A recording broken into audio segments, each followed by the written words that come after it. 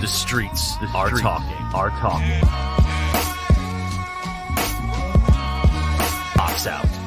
Tri-state area basketball talk at its best. And now your hosts, Kahlil Thomas and Jason Cordner. Let's get it.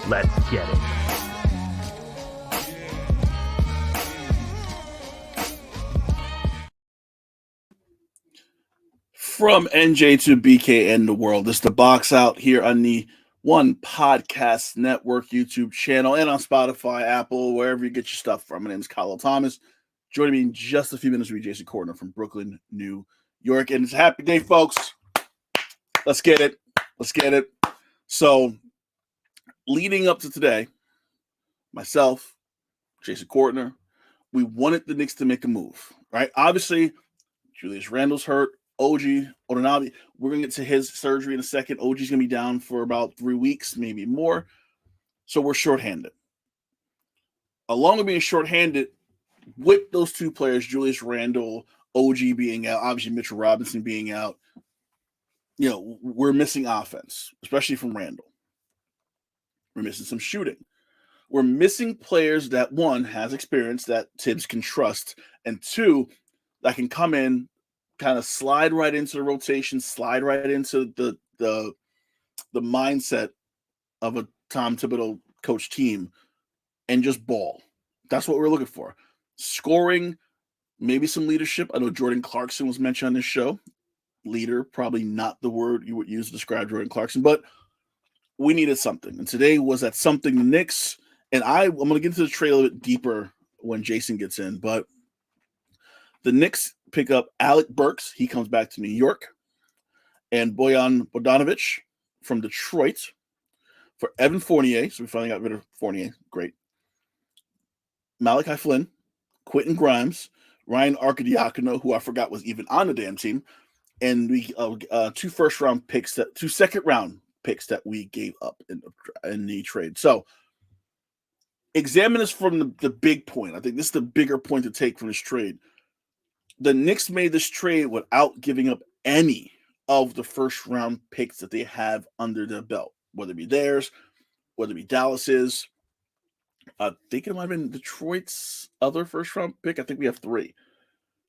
So in making this trade to get Bogdanovic and Burks, you don't give up those first-round picks, which is currency for later on down the line. Once again, we'll get into that a little bit later. You get rid of Evan Fournier, who you've kind of been sitting on, waiting to get rid of. He hasn't really played a lot this season.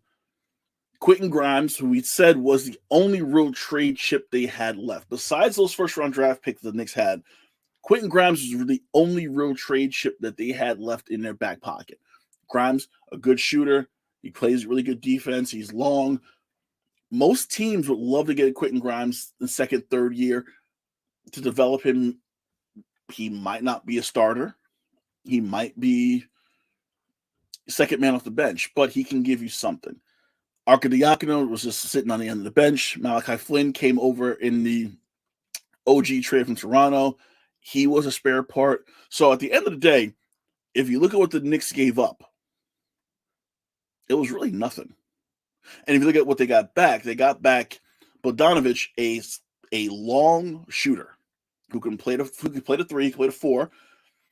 If you get desperate, he could play the 5. He's about, I think he's like 6'9", 22 points a game. That's what you lost when you traded Emmanuel Quickley. You lost those points when you traded Quickley. Now you get those points back. I will say this about Bogdanovic. 22 points a game. Keep in mind, those came from Detroit. He played with Detroit this year. So, with all the Pistons' troubles, keep in mind that he averaged 22 points with the Pistons. So, on the Kahlil Thomas scale, I would kind of take some of those points down. So, you're not looking at a 22-point-a-game scorer. You're looking at more of a 15, 16-point scorer. So, we got to kind of encapsulate that. Burks is the wild card here because, one, you get a guard who can shoot. Once again, we get another shooter. You get a guard that can play both the point and the 2, which is big because Brunson went down with an ankle injury. He's probably going to miss a game, maybe 2. This gives you opportunity to, one, give Jalen Brunson some time off, some minutes off. Burks can go in there and run the point very efficiently and very well off the bench. So this gives you that little bit of leeway. So instead of Jalen Brunson playing 44 minutes a game, maybe he can play 36 minutes a game, right? Something like that.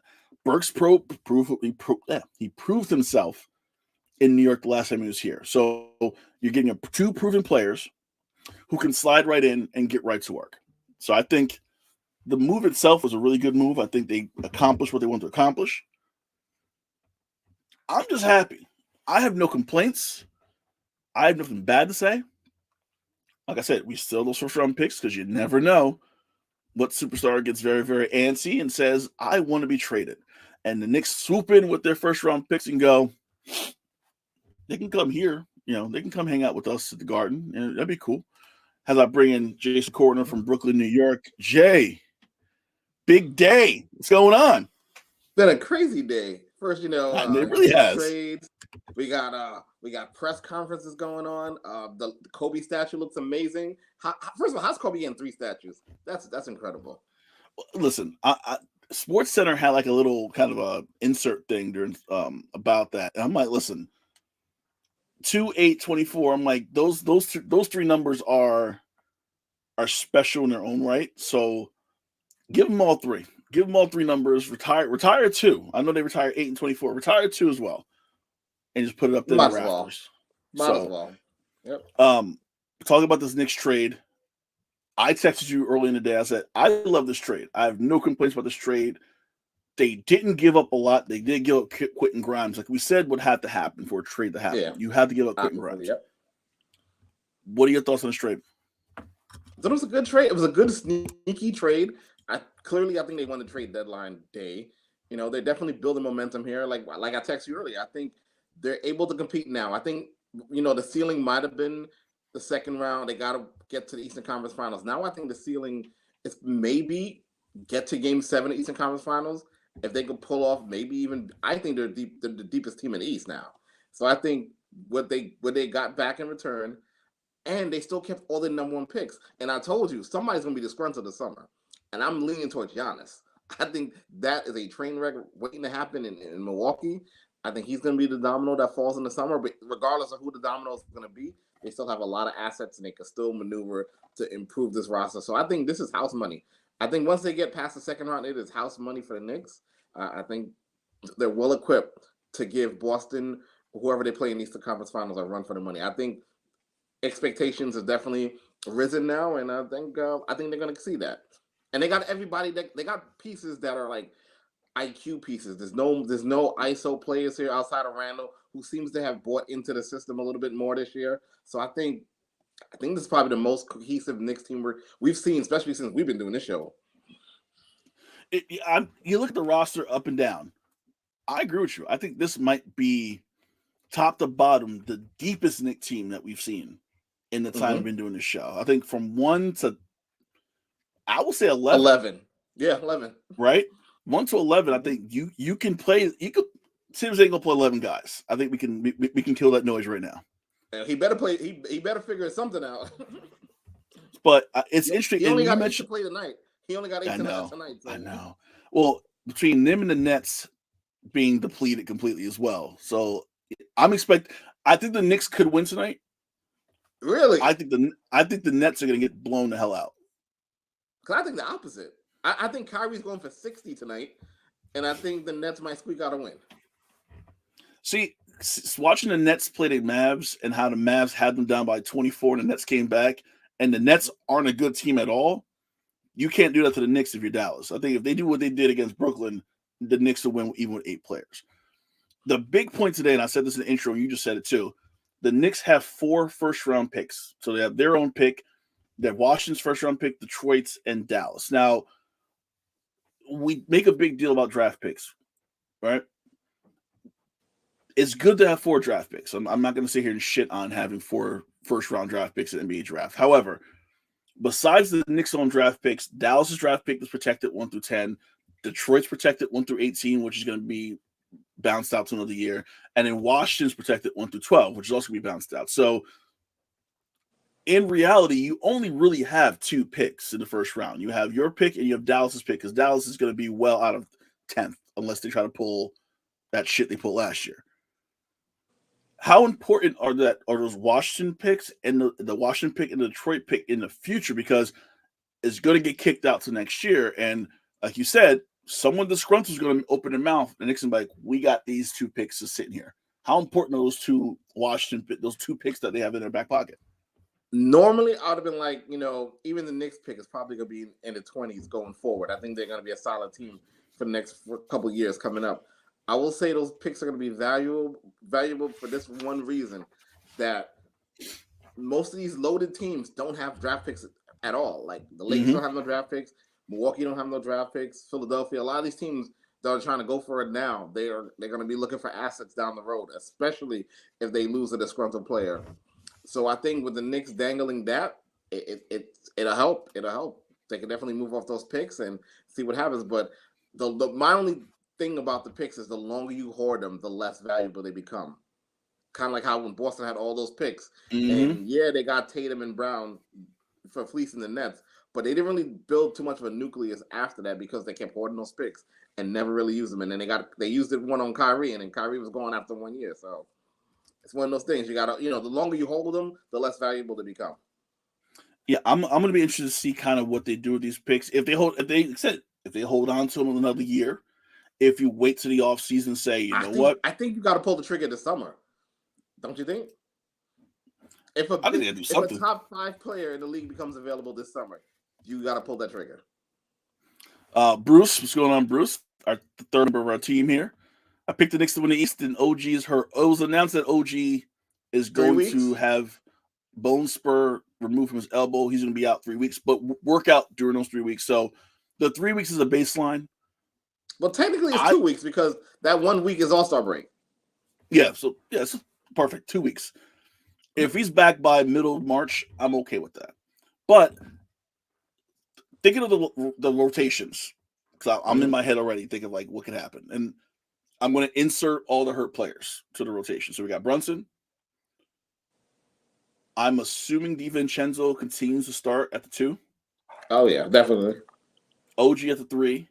Randall at the 4, Hartenstein at the 5. That's your starting lineup. Off your bench, you have Miles McBride, who I'm still.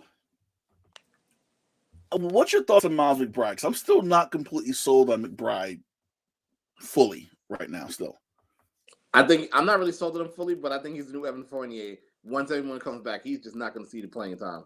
He's going to slip down. Like, he's going to go ahead. He's going to slide down the rotation. Go to the end of the bench, youngin. Go to the bench, youngin. So you got Burks, Bogdanovich, Precious. I don't think am I missing anybody. And back to Burks, people forget that he was there at the beginning of this Tibbs experiment, so he knows what to expect from Tibbs. Tibbs knows what he's going to get out of him. The king of the fourth quarter is back. The king of the fourth quarter. Listen, like I said, this is the deepest Knicks team we've seen in our 7-8 years of doing this show. So even with Randall being out, even with Brunson probably going to miss not being 100% for a while, I think, because that role looked really bad the other night. Yeah, I'm sorry. I think he's done for the weekend. I think we don't see him in the Indiana game either. Yeah, and then the OG injury. I think these pieces here. I think you could put Bogdanovich in the spot with Randall at the 4 if you need it. Burks can play the point because he can play the point, he can play the 2. You have so many interchangeable pieces that it works perfectly now. So this made sense. I'm happy they did this trade. I'm curious to see if we have a buyout market in this league. Do they say, are we done? Can we do another move? I'm curious to see if they go up. But even if they don't, I'm very content where they are right now. Yeah, I agree. Agreed. So we're gonna go to the other side of New York, your area. Brooklyn woke up today and just said, "Fuck it, we're just gonna blow it all up and start all over again." So they trade Royce O'Neal to Phoenix Suns. They pick up Jordan Goodwin, Qaeda Bates-Diop, and they trade Spencer Dinwiddie to Toronto, who is probably gonna cut him. We'll talk about that in a second.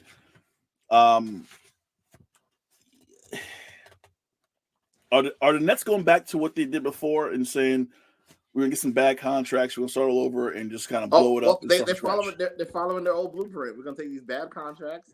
Hell, I'm still holding out hope that maybe they send Bridges to the Knicks, pick up some first round list from the Knicks. But outside of that, I think the Nets are definitely going back to that 2019 formula when they got D'Lo and they started just taking on these bad contracts. It's the only way you're going to be able to move, because if you're not going to trade Cam or Bridges, this is probably the best course of action. Because again, like a lot of contending teams, the Nets are not contending, but they don't have no first round picks for a while. So this is what you got to do. No, they also get, from Toronto, they trade Spencer Dinwiddie to Toronto, and they pick up Dennis Schroeder and Thaddeus Young, who I forgot was still in the league. I forgot about him too. Damn. Yeah, I think Schroeder's probably headed towards the buyout market, though. You think so? I think so. I don't see him long for the Nets. Well, I know Dorian Finney-Smith was a player that was talked about a lot for the Nets being traded, so I'm surprised they didn't move him, because I feel like obviously Royce O'Neal has some value, but I think if you look at both players in a vacuum, I think Dorian Finney-Smith has a lot more value than Royce O'Neal. I'm surprised they kept him around. The other trade I want to talk about, and I'm concerned how this can go. Trade between Milwaukee and Philadelphia. Philadelphia gets Cameron Payne in the 2027 second-round pick. Milwaukee get our boy Pat Bev to come in there and shake shit up in Milwaukee. What are your thoughts on Pat Bev trying to hype up Giannis and that team? My thoughts is Pat Bev is going to get suspended by March. He's gonna instigate a fight with a Dame. Like, damn, what happened to you being Dame Dollar? And then next thing you know, Dame smacks him side the head. I don't know why they got him in there, unless he's just going to be an agitator or an extension to Doc Rivers. I don't know what this trade's about. It was very odd to see Milwaukee and Philly make a trade, by the way, also. That's kind of odd. But I'm more happy that Philly got Buddy Hield. Now it really takes some pressure off of Maxey, so now you got a good, solid shooter. It's just about the whole Embiid. We'll see how that turns out, but yeah, I'm not sure about the Pat Bev. I don't know about that one. Yeah, I feel like the Joel Embiid injury really is you don't want to put an entire season on one player, right? But it feels like a death knell for the Sixers, because they're already kind of running on fumes as is with the team they had, and they're really leaning on Joel Embiid. Tobias Harris is good. I think Tyrese Maxey hasn't hit his ceiling yet. So he's still getting better. But the team was still all about Embiid. So now Embiid going down for an unknown amount of time. Yeah, I keep hearing different reports. Some say 4 weeks, some say 3, but it sounds like it might be a lot longer than that. Yeah, I think even if he comes back, he's not going to be 100%. Right. So I feel like you're going to get a 65% Joel Embiid going into the playoffs, and it's still not going to work out well for him. So I think for Philly, you got to look at this as a red shirt year for Nick Nurse and go, listen, we couldn't do anything this year. Once Joel went down, season's over. So we're going to do what we can do. Yeah. We'll make the playoffs. But will they make noise? That's it. No. We'll make the playoffs. We won't go into play-in. We'll make the playoffs straight up. But we're just going to make the playoffs. And that's all we're good for. So agreed. I think that's what Sixers is. Bruce, Buddy Hield can't defend Oprah against Monique right now. Wait, I didn't even know Monique was on Shay Shay this week. Wait, I didn't know Monique was on Shay Shay this week. I was like, wait, I'm like, Shay Shay got Monique this week? I'm like, is Shannon Sharp is getting every disgruntled comedian in the world? Everyone. That's crazy. Like if you're a comedian, you got something to get off your chest. There's only one place for you to go. That's called Shay Shay. Go to Shay Shay. Go to Shay Shay. So we talked about Spencer Dinwiddie being traded to Toronto. Toronto probably going to buy him out, and the Lakers are among the front runners to pick up Spencer Dinwiddie. The Lakers didn't make any moves today. They're kind of staying pat. The rumor was that they wanted to move D'Angelo Russell, but teams were like, okay, we'll take him, but we want something else. Because I think the teams knew that the Lakers were trying to get over and just, make a trade that's going to be only beneficial for them. Two-part question. Is the Spencer Dinwiddie do anything to make the Lakers good and has constituted, what is the Lakers ceiling? Because I still think they're a play-in team after today. I think it's hard to say that they're a playing team. It's just that the West is just this time around. There's too many hurdles for them to climb. I think Dallas improved today, so I think they're going to be hovering on that 5, 6, 7 seed. So there's not really much room for the Lakers to move. I think they're just destined for a play-in. And you know what the Lakers remind me of? This is way off topic. Maybe a little bit. You remember Real World Road Rule Challenge or those Real World Eliminators, or where you have to go into the pit? That's the Lakers. And everyone sent them to the pit, but somehow they keep surviving and making it to the next round. I think this might be the year they're in real trouble of not making it past the play-in. Yeah, you look at the roster. First of all, you signed D'Angelo Russell to a contract that was very, very favorable in reality. Yeah, very favorable. Yep. And you still can't move him. What are you doing? you can't move him. You're dangling him out there just like you get D'Angelo Russell, and teams know that's not really. Who cares? He's a better Ben Simmons. Yeah, he's not helping us. Like that's not doing anything. So moving the needle. Yeah, you're right. If they get out of the play-in tournament, I will be shocked. But right now, they're not that team. Another player to stay. Dejounte Murray's going to stay with Atlanta. Atlanta was asking for 2 first-round picks for Murray, so that deal wasn't ever going to happen. Frank Isola seems to think that Atlanta is a play-in team that could be dangerous. Is Atlanta dangerous if they make it in play-in, or they can kind of sweep through the play-in round but get smoked in the actual playoffs? They'll get smoked if they make the play-in and they win. I think they'll get smoked by Boston, whoever it is, number 2 seed. I have no faith in Atlanta. They could put up buckets, they just can't defend. The other trade, PJ Washington goes to Dallas for Grant Williams, Seth Curry, and Adrian Wojnarowski, a lightly protected 2027 first-round pick. What does PJ Washington do for the Mavs? Because he's a bigger body. They need a little muscle. Yep. Does that help them in the long run, or is this kind of an ancillary piece? It's just still all on Luka. I think it helps them in the long run. This is kind of like when the Knicks got OB, where it's like you see the domino starting to stack. So I think this is to me this is more like for next year. I think this is more like a feeling out process the rest of the season. But next year I think Dallas starts stacking up and try to contend up west. But I think this is a nice solid building block. OKC is finalizing a trade to get Gordon Hayward for Trey Mann and Davis Bertans. So now Gordon Hayward on OKC, a vet to go on that team with a bunch of young guys. How much does Gordon Hayward have left in the tank? And is this more of we need another grown-up in the room with our definitely kids? Need another grown-up. This is definitely Udonis Haslem in the locker room. This is definitely having a grown-up in there. Especially somebody who could calm the expectations or exceed expectations in OKC, because I think they're a top 2 team in the West, and they need a grown up in there if they want to really contend and push to see how far this experiment can go before they really get some more vets in that locker room.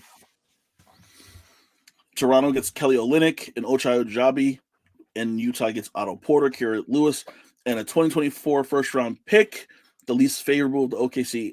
So essentially, Utah just gets another first-round pick. That's what Utah just stacking first-round picks. They want 5 from the Knicks, so I don't know. Yeah, and I think they still have the picks that they got for the Rudy Gobert trade, so they're just still stacking too. Toronto's interesting because I'm looking at Toronto like, is Masai Ujiri kind of on his way out the door? Because it seems like he had a few years where he was hitting all the right buttons, hitting all the right notes, and all those guys like a Pascal Siakam, a Fred VanVleet, OG, they're all gone. So now they're back to square one. Is Masai going to be here for that rebuild, or are we looking at the end of him in Toronto? I think he wants to see the Toronto rebuild before he disappears. I think he wants to get them at least back to play in contention, and then he probably be on his way out the door. But I think he's trying to do this. This is his second act. He's trying to build another, I won't say contender, but just a playoff team right now. And I think that'll be more than what the Toronto fans would want. So today was obviously trade deadline day, and it wasn't like no major names removed today. It was kind of like a lot of good role players, a lot of ancillary pieces, a lot of guys that are gonna be rotation guys. Was today a product of the CBA? How teams are afraid to get into that luxury tax and be a double or triple repeat offender, and just like we can't move this money because no one wants to take the money. We overpay for this guy. Nobody wants to help us out here. Did the CBA kind of I guess for the future, kind of screw up the trade deadline? I want to say CBA and just bad relationships with it seems like you have so many. You have the what you call it, the Knicks and the Rich Pauls. I feel like a lot of there's a bad blood between sports agents right now. So I think it's a combination of both those things. We're like, we don't want our clients going there, but yet they may have the best package, but we know we can get more somewhere else. It's a lot of hardball going on around the league where people just don't want to pull triggers for whatever reason, so be it. But like you said earlier, I think the CBA just is like, it's just crippling folks from wanting to like, well, we don't want to hit this luxury tax because we just can't afford it. And, gone are the days where like the Cavs and the Warriors can stack up knowing they're going to face off in the finals. Those days are over. I think now it's more like people are not saying bargain shopping, but it seems that way. Oh, they're bargain shopping. They're totally bargain shopping. They're like, listen, we got our two high price guys, and we're kind of going to roll with them and figure everything else out in the fly. Figure everything else out, yep. So big news out of WNBA, and we talked about Elena Delle Donne a couple weeks ago about where she could possibly go. Would she stay with Washington? She was designated a core player, meaning she was no longer unrestricted free agent. She could sign with Washington. She announced that she is taking a break from basketball. No one knows how long the break is going to be, if it's going to be for the whole season, half the season, whatever. This comes after Washington couldn't court Natasha Cloud, who ended up going to Phoenix. So now Washington loses Delle Donne and Cloud. They're completely screwed. Is Delle Donne kind of taking a break a product of maybe the injury she's been sustaining and she's just beat up? You play basketball for 10, 15 years straight. You're beat up. And maybe is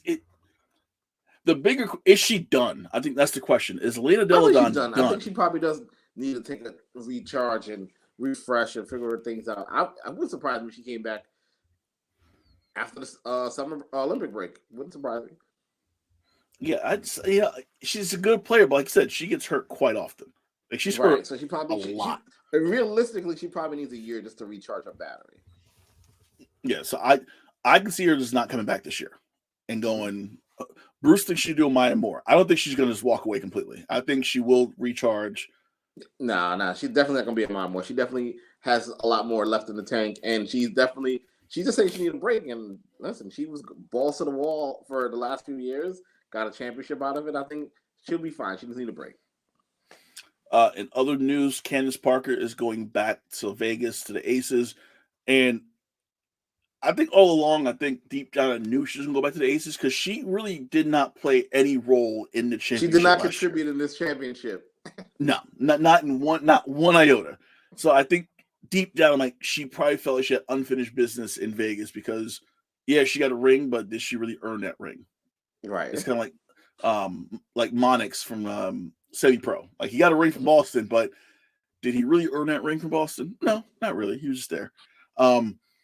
And the big story of the week was Nneka Ogwumike signs with the Storm, which I was not expecting at all. So now, you have Jewel Lloyd, Ogwumike, and Skylar Diggins-Smith on the same team. So the Storm goes from being one of the worst teams in the WNBA to possibly being top 4, top 5 in the WNBA. Right. How big is this signing for Seattle? It's exciting. It's a big, sneaky, no one saw it coming signing, and I think she's going to help them out a lot. Like you said, I think their fortunes have changed dramatically since since last year. So we'll see what happens. I think they're definitely going to be a top 5 WNBA team for sure. Bruce seems to believe first round exit for the Storm in the playoffs. I mean, they're lacking in size. We'll see what happens.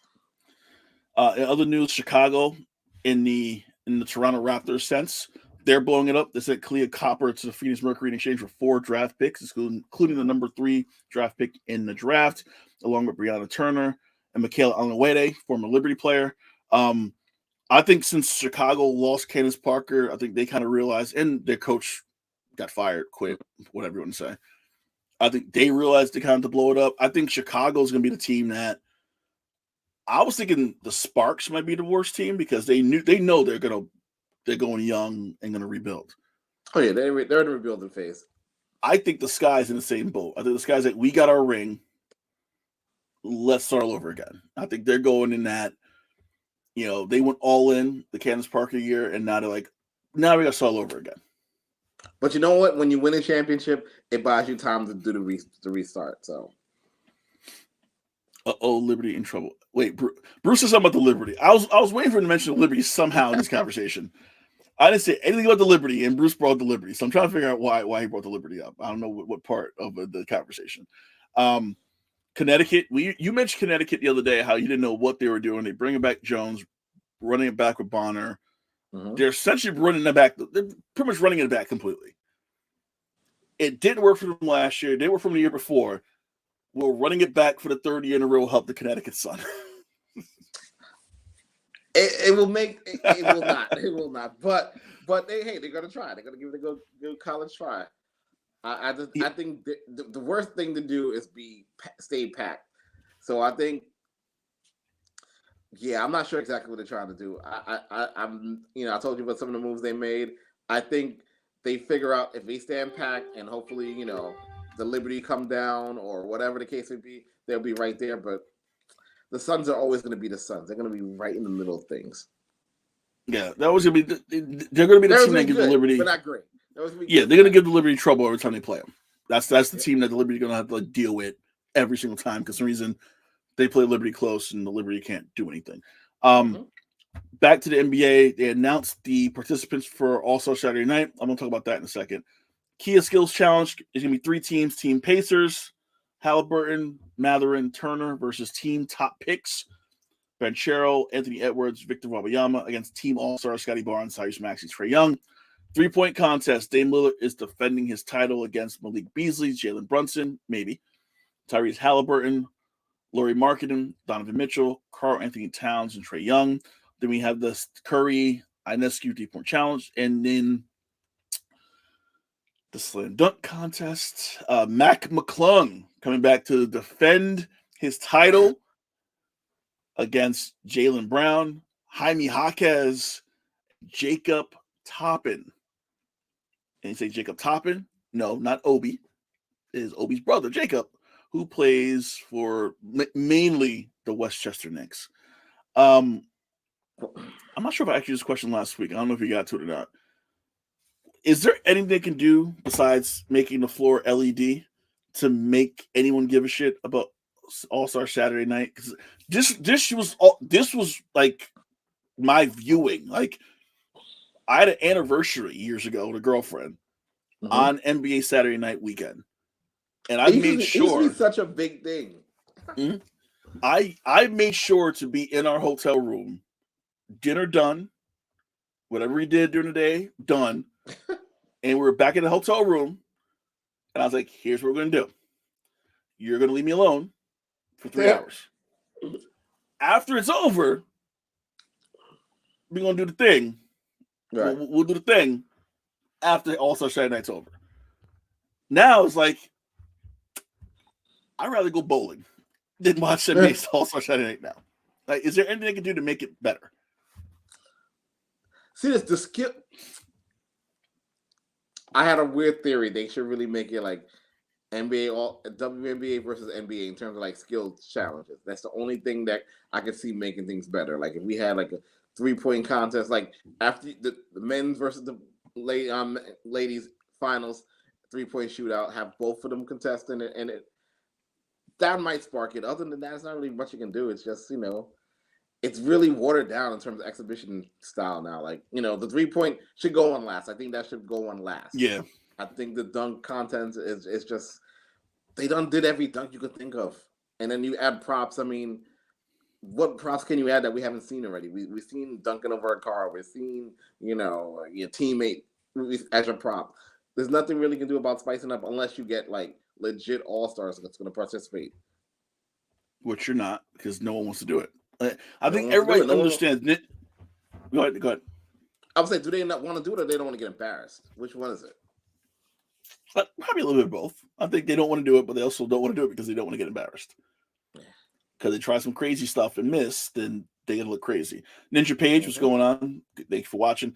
Bruce, yes, get her done. That's what I said. Get her done. That's exactly what I said. No, I think it's like you said. I think 3-point shootout should be the last thing of the night. I think that's because that's the marquee event of the whole night. Mm-hmm. If you get the big names for the slam dunk contest, then you could push it back to the front. But I'm sorry, I'm not wasting my time watching Jaylen Brown, who whatever. Jaime Jaquez. He's a good in-game dunker. Dunker, he's good. Exactly. He's. Who was the guy a couple of years ago who was in it and had no business being in it? I can't remember the name. There was someone from I want to say a Western Conference team that was in it. Like you said, power dunker, good in-game dunker, but when he got to the actual slam dunk contest, trash. Complete trash. Couldn't do it. Jaime Jaquez, I love Jaime Jaquez from UCLA. Mac McClung, great story. Yeah, Toscano Anderson. Thank you, Bruce. That was the one. Juan Toscano Anderson. I'm like, why is he? Why? What are we doing? Do it. And then Jacob Toppin. You didn't even get Obi, and Obi plays for Indiana, and the game's in Indiana. You couldn't even get Obi. You had to get his brother. He won already. He doesn't want to embarrass himself. Smart man. Okay, you know what? I would go Jacob versus Obi 1-on-1 dunk contest, brother versus brother. Is Halliburton in the 3-point shootout? Halliburton's in the 3-point shootout and in the team challenge, the skills challenge. Well, that's as much Indianapolis representation you're going to get. It really makes I hate seeing what happened to this night, and like I said, I'm going to watch it because I feel like we have to watch it because this is what we do. It's our job. But I'm going to watch. Speaking of All-Star real quick, next year is going to be in the Clippers' new arena. Yes, into it. How the hell did that happen? So when Barclays opened, they had to split everything between Barclays and Madison Square Garden. How is the new arena, the Clippers arena, going to have their own everything over there? That doesn't seem right. It seemed like the Nets once again got hosed. Because the Nets shouldn't even be in Brooklyn. They have no business being in Brooklyn. And the NBA knew that. Like, we'll throw you the NBA Saturday night, and then we'll do the actual game. Well, wait, was the game in Brooklyn? Was the game also game? Because I went to the Rising Challenge game on Friday that year. And All-Star Saturday night was in Barclays. But they're right, the game was at the Garden. Yeah, so we'll throw you Saturday night, but the main game's gonna be at the Garden because people care about the Garden. No one cares about Barclays. Unfortunately. Still to this day. It's weird how that still hasn't changed this whole time. Shifting college basketball. And we talked about Rick Pitino last week. Rick Pitino made news again this week. I want to get the quote. Pitino tweeted on Tuesday that the major conferences in college basketball should join forces and create a salary cap of up to $2 million. He did not specify if that number would include name, image, and likeness payments or funding directly from schools. Quote, for basketball, have the Power 5 and Big East conference commissioners get together and create a salary cap between $1.5 and $2 million. All contracts delivered to the league and school offices. All other conferences establish their own salary cap. I would never exclude anyone from the NCAA tournament. Obviously, football is a different sport entirely, and some of their talent makes more than NFL players. More solutions to follow in the coming days. So obviously, we keep talking about it. The NIL thing is a thing. Mm-hmm. And Gino Auriemma kind of slightly said that his career might be coming to an end. And I feel like this might be a reason for it. The NIL situation, Does this sound like a good idea? Sound like a dangerous idea. because then they'll find new loopholes in between. But I don't think the NCAA is going to go for it. I don't think the players are going to go for it. I think there's so much money to be made out here with deals, and like we mentioned a long time ago, like how the football game's coming back this year, the college football game. It's only a matter of time before 2K brings a college basketball game out, and when that happens, that's going to be super popular. These players are going to get players. Everyone's going to get paid. The ladies, the men, everyone's going to get paid. So I don't think they want to be structured with a salary cap. I think they want to go get their deals. And if these big brands come out with, video games and they can make money that way as well, they're not going to want a salary cap. So this happened after a judge kept in place NCAA rules prohibiting name, image, and likeness compensation for being used as a recruiting inducement, which I think the judge is already late because I think it's already been happening. Late with that, yeah. I think the NIL inducements have been happening this whole time. And now Tennessee and Virginia, because Tennessee is about to get hosed with like some sanctions, they're suing the NCAA now on antitrust rules. It could be a good idea. I think it could work. One, it'll keep everything on the up and up. Yeah. One, it'll keep everything above board. And everyone will know where everybody stands. There'll be no secrets. There'll be no bullshit. There'll be no like undercover stuff. Right. You got $2 million. If spend what you want to spend, but after $2 million's up, that's what you got. And then if you spent it all on 2 players, you got a team full of walk-ons, and you try your best against Creighton. I just think if you do it, like you said, there has to be buy-in from everybody, and you're going to be on the honor system and hope that everybody is like honorable, and actually going to give a shit and like tell the truth and not do some like SMU 1982 type shit and do some under the table recruiting. That's what you got to be worried about. Yeah, I think that's the biggest thing you got to worry about is that. In other college news, I want to say that ESPN, and I'm going to say this, and I think ESPN and NCAA kind of messed up because they renegotiated their deal with the NCAA and they got all the championships under one network, ESPN networks, blah, blah, blah. Yeah. And they included the women's tournament again in that whole collection of baseball and volleyball and gymnastics. But I will give ESPN credit. There were 3 college women's games on today at 6 on Big ESPN, the ACC network, which is owned by ESPN. And I think it was like ESPNU. It sounds about right. Is ESPN the real reason that we're seeing the popularity? Because I feel like ESPN's kind of gone all in, even before like people started realizing like, oh wait, women's college basketball is not getting the same play as men. I thought ESPN has been like the catalyst to kind of increase the eyes on women's college basketball and get us to this point where, you had a women's national championship game on ABC on a Sunday. Is ESPN one to blame for all this? Because I feel like they could have made a bid to say, let's separate the women's tournament from women's softball and just make it its own standalone entity like March Madness for the men.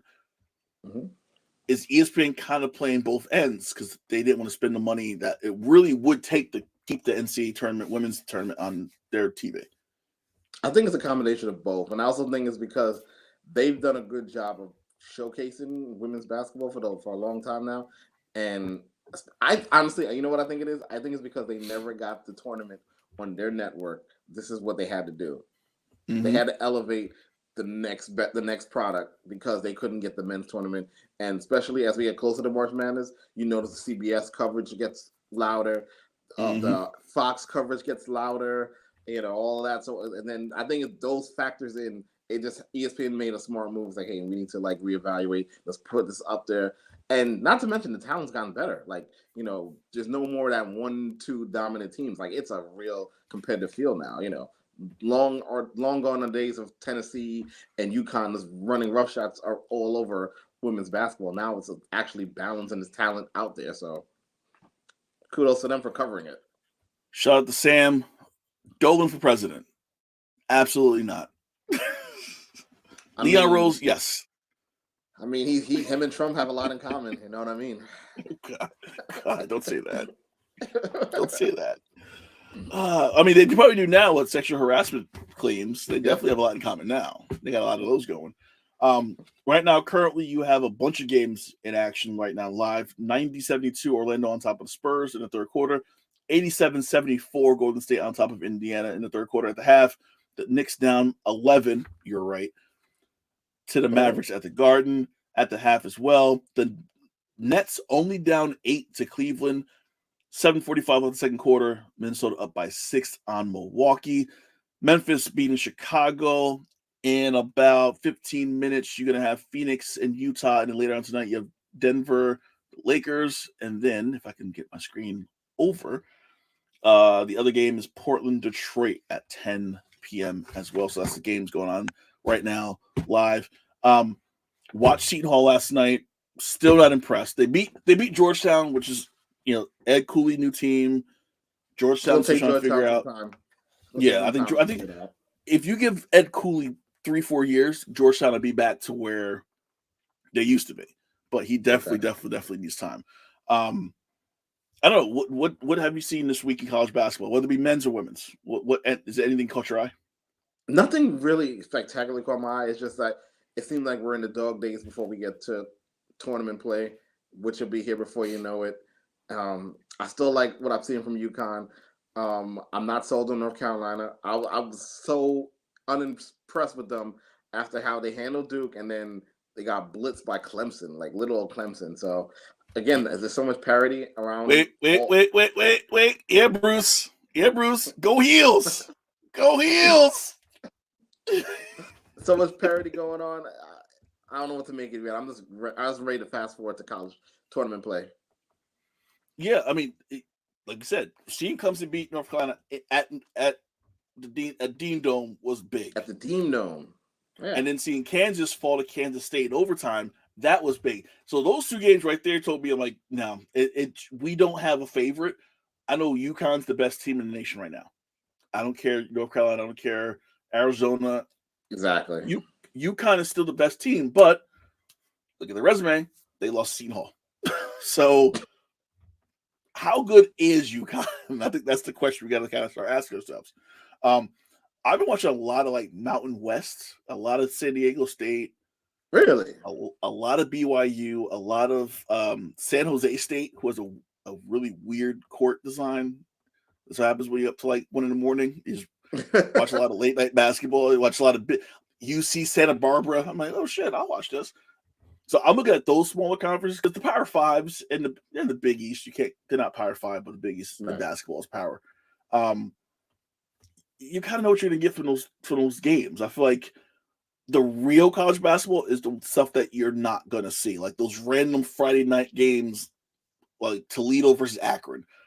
That's what I've been watching more of, those mid-major teams, because those are the teams that I'm gonna be rooting for in the tournament and putting on a bracket saying this team's gonna beat that team. And not just because I'm trying to pick a low seed to beat a high seed.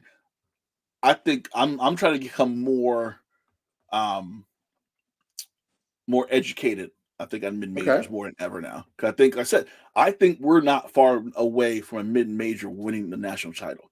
Florida Atlantic got hella close. We had George Mason. You think we had George Mason a few years ago. We had Butler before Butler became a Big East team. Butler almost so.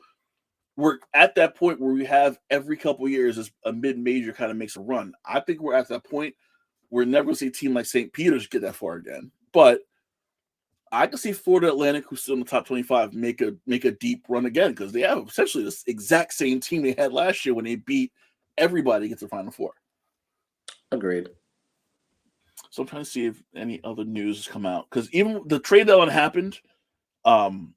But things still happen. The buyout market, even if I got signed, nothing's happening right now. So it's still kind of quiet. I'm assuming the buyout. Oh, the Nets have requested waivers on Harry Giles III, so he's gone. Korkmaz is going to be cut by the Pacers. Corey Joseph is going to be cut by the Pacers. I'm not sure what they're trying to do here. The Pacers? Yeah. Listen, I think they just had the team. I think it was like, so they probably got some guys in, Fort Wayne, Mad Ants. They'll probably bring up from G League and say, We got our 9-10 guys. We're gonna roll with it. We don't need all these. How ironic would the in-season tournament final would feature two play-in teams? Yeah, good job, NBA. Yep. Good job. Yep. Actually, good news too. This is from Bobby Marks at ESPN, and this is going to make a big difference, I think, in the next few days. The following teams are ineligible to sign a player waived who had a pre-existing salary of more than $12.4 million. So those buyout guys, the following teams cannot sign those guys: Golden State, the Clippers, Boston, Phoenix, Milwaukee, Denver, Miami. So I was thinking, you were probably thinking the same thing. Phoenix was going to hit that buyout market hard. That's kind of why they made those trades today. If a player made more than $12.4 million and was bought out, they cannot be signed by Phoenix or by Golden State or the Clippers. They can go get Robin Lopez. They're fine. They go get Robin Lopez. Yeah, he definitely wasn't making $12.4 million.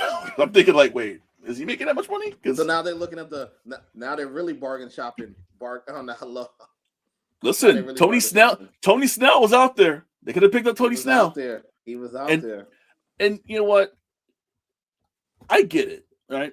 It's a roster spot. But all you had to do was sign Tony Snell to a roster spot. You didn't have to play him. Oh, you're taking that? Just sat on the bench. I'm taking the heel approach. What he was doing with his money all these time. That's what I'm doing. That's the approach I'm taking. But here's the thing with that, though. I think it was more for the insurance. Like, you get the health insurance, you get that really good health insurance, and like everything's covered, and no matter what. Now you have the money to pay for it. I'm going to put it out there. You can get some really good Cobra insurance with the money you made in NBA. But for the insurance, it's not for me, it's for my kids. And his kids are artistic, and there's going to be programs and speech and OT and all those stuff they're going to do. So on that angle, I'm like, just sign the man. Now, I will say this on the other hand, and you're right, going heel. His wife be out here fronting and just out here just flaunting and showing. And I'm like, but your man's can't have it both ways, partner. Can't have it both ways. So I kind of see it both ways. I feel bad for the kids because, listen, that NBA health insurance is probably like legit. Right. But your wife out here. His wife's Birkin expenses. Exactly. Your wife out here flashing. You return some of them bags and you get some good health care. Just saying. Real quick before we go, what's going on with this press conference? Is anything of any note happening? Oh, it was amazing. That's why I came in a little late. It was going extra. So pretty much Rock is heel, kind of figured that. Cody said he made up his mind tonight. He chose Roman. And then they kind of went tit for tat with the family. The Rock came and said, "Hey, you talk about Roman's family, you're talking about my family," and pretty much bitch slapped Cody on stage. And it looked like it was setting up a tag team where Cody and Seth was ready to jump the Rock and Roman. It looked very awkward. And then as it ended, the Rock told Triple H, "You got to fix this shit." So we're getting a triple threat. I figured that much.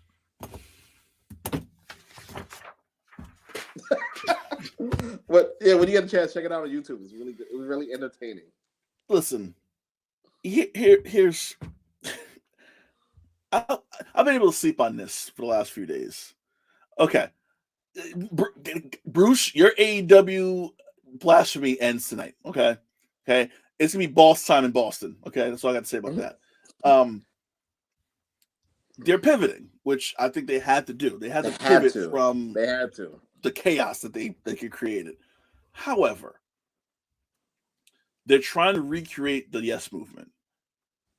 You can't create something that just naturally happens. 10 WrestleManias ago, by the way. Exactly. You can't recreate something that just happened just naturally. You can't. No, this is worse though. This is worse because Cody actually won the Rumble, and you was telling this story solidly for 2 years. This is a little worse than the Yes Movement. That was just bad booking. This was like you panicked because a lot of people got hurt. Yeah, it's just like you can't. I don't know.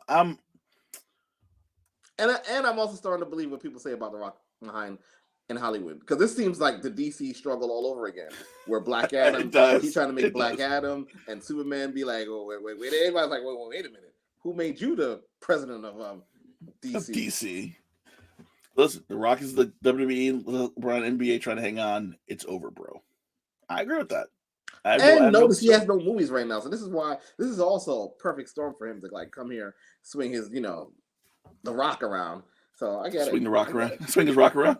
Yeah, I mean it's still a PG show. Swing his rock around. No, I'm of the mind where, well, bad enough, I don't watch Raw because it's goddamn 3 hours long, but YouTube clips, man. YouTube clips. Yeah, I do that. Well, because Raw, and I think we always talk about this. Raw, you watch at 8, you watch at 9, you watch at 10, you watch at the end. Everything else in between, you don't need to care watch. About this, I don't care about this, I don't care about this, I don't care about this. So yeah, I will keep an eye on it. I'm not going to watch religiously. I will keep my eye on it. I will say, and Bruce is gonna kill me for saying this. I'm back into AEW because I kind of Wednesdays I've been working at night, so I've been keeping up, and I've ordered pay-per-views because I've ordered every AEW pay-per-view since they started. Like literally on pay-per-view, $50 a pop. Their pay-per-views are pretty solid. They had only a couple of misses, only a couple. The shows itself have been better, and I feel like they're starting to develop stories. They're starting to develop newer characters. Like the character, like obviously you have the Edges, you have the Christians, you have the I forgot about Edge already. A lot of but they're kind of like in the background. So I feel like they're almost like, okay, we have these guys, we need the names, we need the names to kind of help build the company still because whatever. But what we're gonna do is, Ricky Starks lost to Sting last night. They lost the tag titles, but it's part of a bigger storyline with the Young Bucks because the Young Bucks are heel and the EVP, whatever. So that's part of a bigger storyline. So that's going to be a long storyline. So everything they're doing is starting to make sense. Before, they would do shit and it didn't make sense. But like the whole Swerve thing, the Swerve and Hangman thing last night with the draw, now it's a triple. That all made sense. It's been this long-term story booking that you're starting to see in every aspect of the show now. Yeah. That was not there ever. Like I think Tony Khan booked week to week to week. Now you're seeing everything's kind of like there's strands and strings to everything. So I'm liking that. I'm just curious to see what happens with the Young Bucks and the heel Bucks, and it's not the BTE trigger, it's the EVP trigger, which I'm like, that's kind of cool. That's kind of cool. Mm-hmm. that's smart. So I will keep up with the Rock stuff. I'm still unhappy with the whole thing. Triple H is probably upset as well. I will say that too. Messed up his booking. I think this was definitely not his call. I'm telling you, this is the Rock DC all over again. He's at the board. He's in TKO's ears. It's this power vacuum, as the Rock likes to use. There's definitely a struggle going on over there. Christian looks like Biden now. Stop it. No, Christian is the best heel in the business right now. You shut your mouth, Bruce. Until the Rock returned. The Rock's back. Now the best heel is the Rock. Here's the thing with the Rock, though.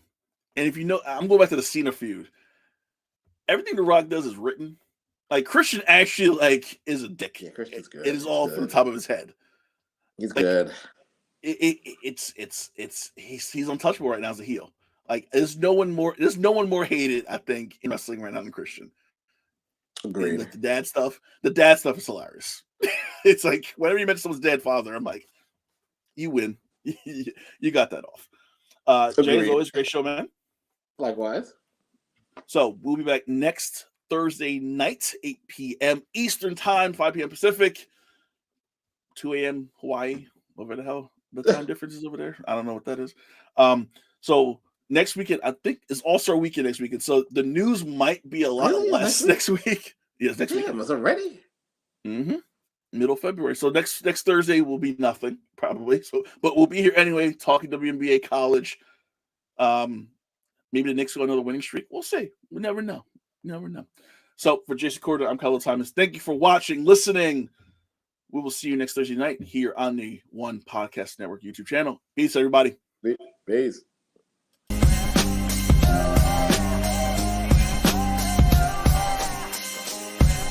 This has been The Box Out with Kahlil Thomas and Jason Corder. Subscribe now for the best tri-state area basketball talk.